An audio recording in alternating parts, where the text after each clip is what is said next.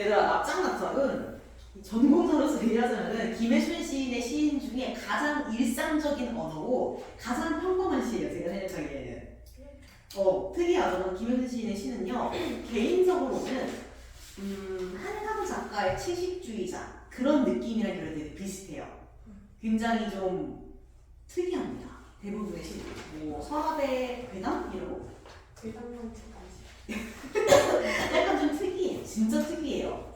그래서 무슨 죽음에 관한 시가 있어요. 시집이 있어요. 진짜 특이해요. 그런 게 다. 그래서 아무튼 이 시는 굉장히 여러분들 교과서에 실릴 법한 굉장히 무난하고 아름다운 시로 쓰인 예쁜 시다라고 봐야 되는 겁니다. 자, 그래서 여러분들이 이 시를 통해서도 알 수 있겠지만 김혜순이라는 작가는요. 물론 사회의 부조리라든가 사회적으로 무언가 비판할 만한 일들 그런 것들을 주고 시에서 다루었다라고 보시면 됩니다. 자, 그래서요. 이거 말고 또 자주 나오는 게 별을 묻다라는 시도 있어요. 그래서 이 시는 사회의 부조리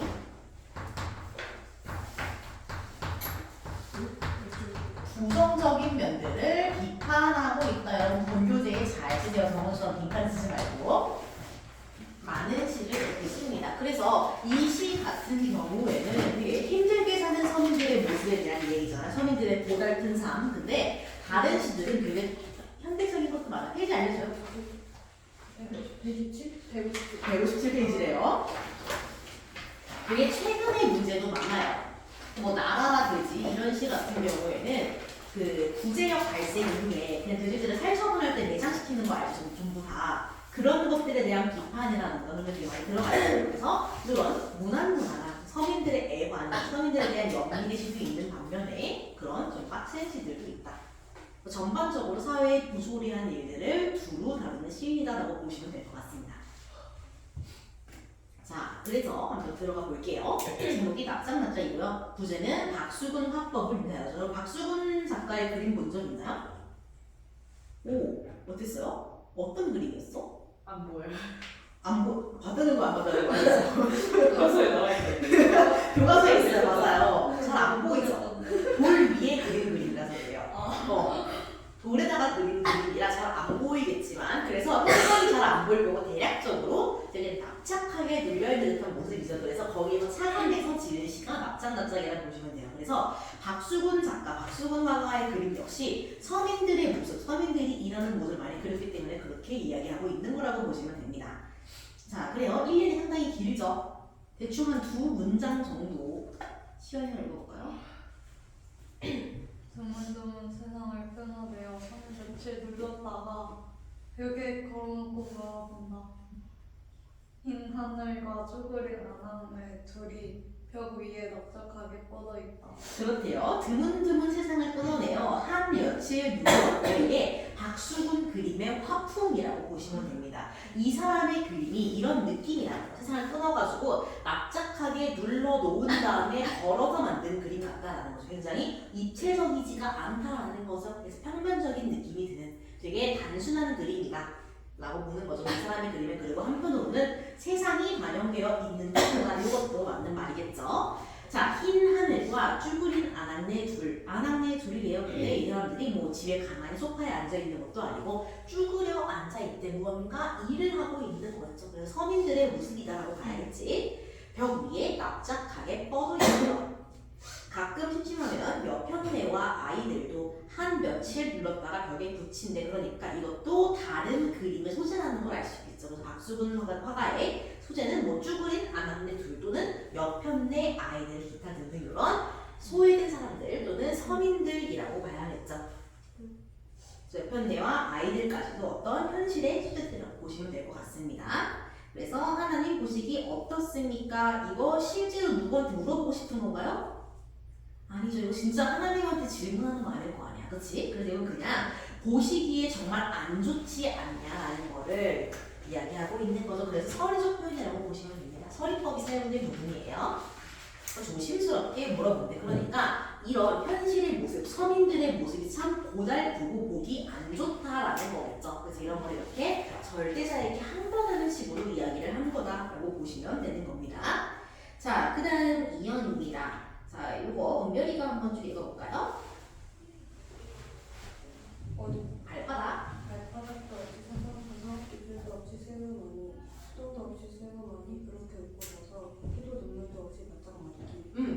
볼게요. 자, 발바닥도 없이 돌아다니고요. 입술도 없고 표정도 없이 웃는데요. 그러고 나서 피도 눈물도 없이 마른데 우리가 피, 눈물 이런 것들은 다 감정 표현의 일부잖아요. 그러니까 이 선인들은 감정을 느낄 여유도 없다는 거야. 감정이 얼굴에 드러나지 않을 정도로 지금 할 일이 많고 고됐다는 걸 암시하는 거죠.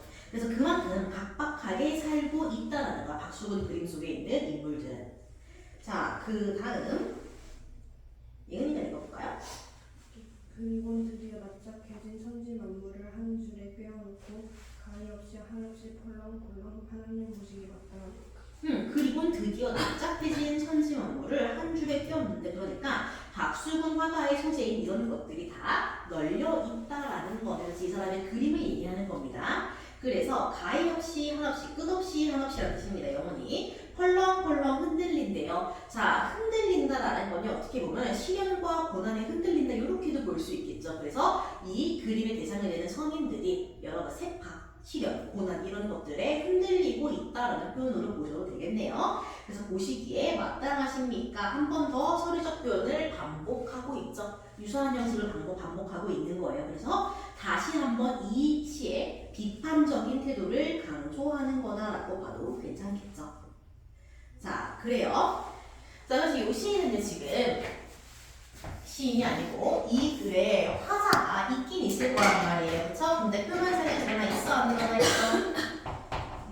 표면상에 안 드러나 있네요. 뭐 없어요. 그냥 화자가 표면적으로 없대 존재는 한다라는 거 알 수 있겠죠.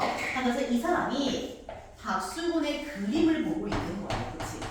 박수근의 그림을 보고 있고 얘가 바로 대상이 되겠죠. 정확히는 그림에 있는 서민들을 보고 있는 겁니다. 그쵸? 그림 속에 있는 서민들을 바라보면서 어떤 정서를 느끼고 있어요? 세모와 동그라미야. 이들을 보면서. 굉장히 이거는 시대가 사회적으로 옳지 않다라고 얘기를 하고 있어. 그렇기 때문에 이들을 바라보면서 쟤는 참 불쌍하고 안타깝다라는 식의 연민을 가지고 있게 되는 거죠. 그렇죠? 그래서 이 서민들을 보면서 이 화자는 연민을 느끼게 된다라는 특징이 있습니다. 서민들의 그런 고달픈 삶에 대해서 이야기를 하고 있는 거죠. 자, 그래서 이 그림 속의 서민들은 어쨌든 그림 속에 있는 거기 때문에 박수근이라는 화가의 화풍을 닮아서 그렇게 생길 수밖에 없는 거겠죠. 자, 그래서 그림의 특징은 어때요? 어떤 특징이 있어요, 이 그림은? 납작납작해요. 그치? 근데 얘는요, 납작하다라는 특징이 있어요. 그래서 이거를 우리 서민들의 모습으로 가져오는 거야. 어때요? 이 납작하다라는 건 어떤 느낌을 줘요? 입체적이지 않대. 되게 잘 흔들린다고 했죠. 납작하게 눌린 다음에 팔랑팔랑하게 흔들린다고 했잖아요. 그치? 그래서 이거는 서민들이 그만큼 흔들린다라는 걸 알 수가 있겠죠. 이 사람의 뭐 심리가 흔들린다 그런 게 아니고 실제로 그냥 시련과 고난 이런 걸 겪고 있다라는 걸 알 수 있는 겁니다. 그래서 뭐 세파, 세상의 파도라는 거죠. 그리고 시련, 고난 이런 것들로 인해 사람들이 납작해진 상태로 흔들리고 있다라고 이야기를 하고 있는 거죠. 자, 그 다음 또 어때요? 이 연에서는 어떤 그림 특징을 얘기하고 있어요? 뭐가 없어? 발바닥도 없고 입술도 없고 표정도 없대요. 그러니까 뭐 없어, 그렇지? 뭐 어떤 것들 없이 바싹 마름이라고 얘기하고 있죠. 표정 이런 것도 아무것도 없어요. 당연히 발바닥, 표정 이런 거 다 없습니다. 자, 이렇게 얘기하는 이유가 뭐라고 했죠? 이 사람들은 감정을 표현하지 못할 정도로 굉장히 바쁘고 힘들고 각박한 삶을 살고 있다. 그러니까 감수성이 메마른다 이런 느낌이라고 보시면 되겠죠. 마른다라는 거는. 그렇죠? 그래서 굉장히 각박한 삶을 살고 있다라고 보셔야겠죠. 이 사람들의 삶이 굉장히 각박하고 감정 같은 걸 느낄 여유조차 없다라는 겁니다. 그래서 이것들을 통해서 서민들이 지금 굉장히 힘든 삶을 살고 있다라는 걸 알 수 있겠죠. 어떤 힘든 삶인 것 같아요, 여러분들이 보면은?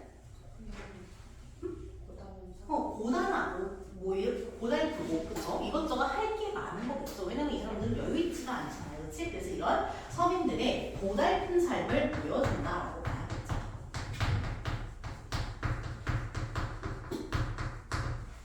그렇죠? 자, 그래서 이런 서민들의 고달픈 삶을 이 사람은 연민을 하면서 누구에게 따지고 있어 지금? 하나님 보시기에 어떻냐고 계속해서 따지고 있어요. 그렇지? 지금 이거를 항변하는 거야. 물론 실제로 이 사람이 정말 뭐 주님과 연결이 되어 있어가지고 대답을 들으려고 하는 건 아니야. 그치? 그래서 서리적으로 항변을 하고 있는 거죠. 서리적으로 항변을 하고 있는 건데 실제로 뭐 진짜 종교에 큰 뜻이 있어서 그렇게 얘기하면 안 될 거고요. 오히려 이거는 일종의 사회에 대한 항변이라고 봐야겠죠. 이렇게 서민들을 고달프고 힘들게 놔두는 게 맞냐라는 사회에 대한 항변이라고 보셔야겠죠. 그래서 이 사람은 연민을 느끼면서 이런 삶들을 사회에 항변하고 있다. 또 절대자를 뻗으면서 조금 더 강력하게 표현을 하고 있다. 이 정도로 보시면 되겠죠. 자, 그래요. 그래서 이 작품은요, 박수근의 그림의 화풍을 특징으로 잡아서 이거를 서민들의 지금 고달픈 삶으로 이어주고 있다라는 게 특징적이고요. 이를 통해서 현실 비판적인 태도를 보이고 있죠. 여기에 절대적으로 끌어오고, 그쵸? 그리고 서리적인 표현도 사용하고 있죠. 그리고 한편으로는 이런 사람들의 삶을 불쌍히 여기고 있잖아. 애상적이라고 봐야겠죠. 아까 링크 잘 세웠어요. 자, 그리고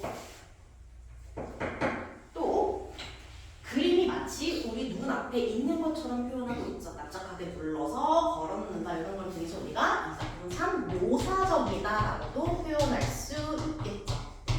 그래서 이를 통해서 묘사적인 걸 활용하기 위해서 우리는 음성상징어 같은 것도 많이 쓰고 있다. 납작 뭐 이런 것들, 그렇죠? 팔랑팔랑, 서성서성 이런 것들. 그래서 여기에서는 음성상징어가 활용되었다라는 특징도 받아볼 수 있겠죠. 그냥 이렇게 가볍게 정리를 해볼 수 있을 것 같습니다. 많이 어려운 시는 아니에요. 대신에 이제 아마 시험 문제에 나올 때는 박수근의 그림을 같이 줄 수 있게 하겠죠. 그래서 여기가 지금 박수근 기법의 특징이라고 보시면 되고요. 이걸 통해서 이 사람이 서민들에 대해서 얘기하고 싶었던 것까지 잘 연결해서 보시면 될 것 같습니다. 이 정도로 한번 정리를 해보면 어렵지 않게 풀 수 있을 거예요. 자, 그래서 여러분 다음 페이지 넘기시면 학습 활동이 있습니다. 하셔야겠죠? 학습 활동만 같이 볼게요. 하시고 여러분 예적 선생님 안 나갔죠? 시험 보면 안 들어가니까 학습 활동 1, 2, 3, 3번까지만 하시면 돼요.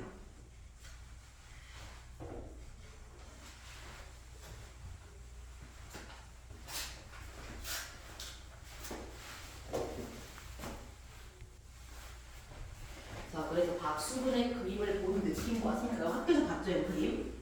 그래서 뭐 새 여인이나 귀모 이런 거 봤을 겁니다. 그래서 그림 속의 인물들은 주로 어떤 행동을 하고 있어요, 여러분들이 보기에는? 특별한 행동이 아니에요.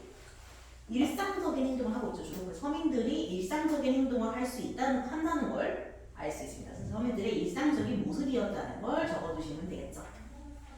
서민들의 일상적인 모습이란 공통점이 있을 겁니다. 자, 색깔은 어땠어? 기억나요? 잘 안 보였다며. 그래서 어두웠겠죠? 어두웠고 질감은요? 되게 부드러워 보였나요? 거칠어 보였죠, 그렇지? 색이 어둡고 질감이 거칠었을 겁니다. 그래서 이런 느낌을 통해서, 이런 투박한 느낌을 통해서 소박한 서민들의 삶, 정서 이런 것들을 보여주고 있다고 볼 수 있겠죠. 고급 기단의 그림이 아닐 테니까요. 자, 그 다음 2번 한번 볼까요? 화법을 표현한 식구들입니다. 뭐 여러분들이 알아보 잘 찾았겠지만 다시 한번 훑어주자면요. 벽 위에 납작하게 뻗어 있다. 그것도 해당되고요. 옆편네와 아이들도 한 며치에 눌렀다가 벽에 붙여놓고 피도 눈물도 없이 바짝 마르기. 그리고는 드디어 납작해진 천지만물을 한 줄에 떼어놓고 이게 전부 다 그림, 화법, 화풍을 묘사하는 거라고 보시면 되겠죠. 자, 그래요. 그래서 이러한 특징, 이 특징을 통한 사람들의 모습을 바탕으로 해서 시인, 즉 김혜순이라는 사람이 이 화법에 주목한 이유와 전달하고자 하는 의미를 좀 파악을 해 볼 겁니다. 자, 일단은요, 화법을 주목한 이유는 납작하다는 것 때문이죠. 입체적이지 않고 평면적으로 표현하는 게 마치 고통에 짓눌려 있는 서민의 모습과 같기 때문이겠죠. 납작하게 눌려 있는 거야, 고통에. 그리고 또 세파에 흔들리는 모습과 비슷한 거죠. 펄렁펄렁하게. 그래서 그런 것 때문에 조금 박수근 화법에 주목을 하게 될 거고요. 이것을 통해서 서민들의 그런 고달픈 삶에 대해서 강조를 하고 싶었겠죠. 그리고 이것을 항변하면서 비판적인 태도를 드러내게 되는 겁니다. 이해되시죠? 105쪽에 그림이 있다는데 제가 뺐나요? 그림을 혹시? 뺐군요. 그렇군요. 그래서 뭐 이런 거는 여러분들이 삼행시를 써주시면 좋을 것 같긴 한데 뭐 이렇게 한번 끊어서 가볼게요. 그래서 요 시는요 어렵지 않아요. 근데 다만 미술과 연결지어 보았다는 점 정도 좀 기억해주시면 좋을 것 같고, 물론 화풍을 통해서 작가가 말하고 싶었던 것들, 이 납작함을 통해서 말하고 싶었던 고달픈 삶의 모습, 이런 것들을 좀 주목해 보시면 좋을 것 같습니다. 그래서 이렇게 하고 잠깐 쉬었다가 우리 마지막 작품 들어갈 겁니다. 쉬세요. 작품을 하고 영원한 복습과 시험과 기타 등등 할 거야 많지.